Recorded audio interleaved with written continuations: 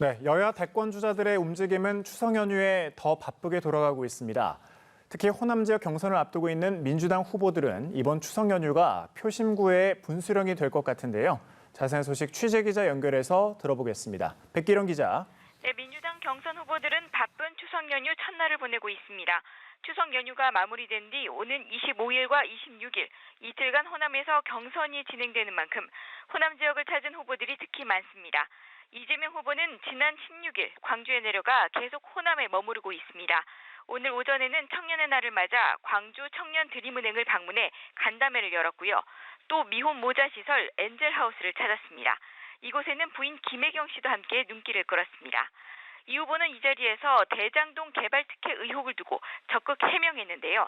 특히 이번 사건은 한마디로 국민의힘 게이트라며 실제 주주 명단을 살펴보니 과거 토건비리 세력과 국민의힘 부패 정치 세력의 합작 커넥션이 드러났다며 화살을 야당에 돌렸습니다. 이낙연 후보는 오늘 제주를 찾았습니다. 민주당 당대표 시절 제주 4.3 사건 특별법 전부 개정안 통과를 이끈 이 후보는 오늘 유족회와 간담회를 갖고 끝까지 이 문제를 챙길 것을 약속했습니다. 또 민심이 바뀌고 있다.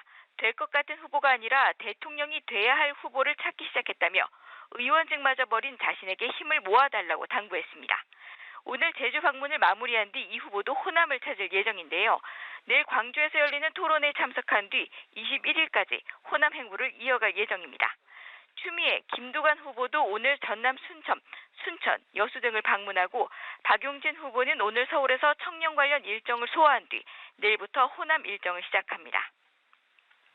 네, 야권 소식도 들어보죠. 국민의힘 대권 주자들 역시 바쁘게 움직이고 있죠.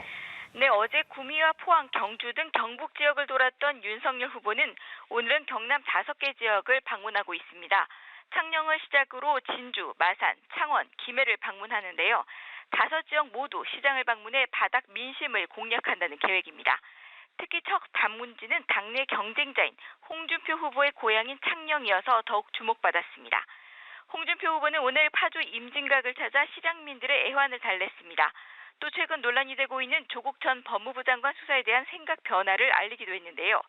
홍 후보는 지난 16일 국민의힘 토론회에서 조 전 장관 수사에 대해 과잉 수사라고 언급한 이후 당과 지지자들 사이 논란이 확산되자 어젯밤 페이스북에 글을 올려 국민이 아니라고 하면 제 생각을 바꾸겠다고 말했습니다. 그러면서도 토론회 당시 관련 사안으로 자신을 공격한 하태경 후보를 향해 탄핵 당시 당을 쪼개고 나간 이번 경선 후보들은 꼭 하는 짓들이 2012년 대선 때 이정희 씨를 연상시키는 행동만 한다고 비판했습니다.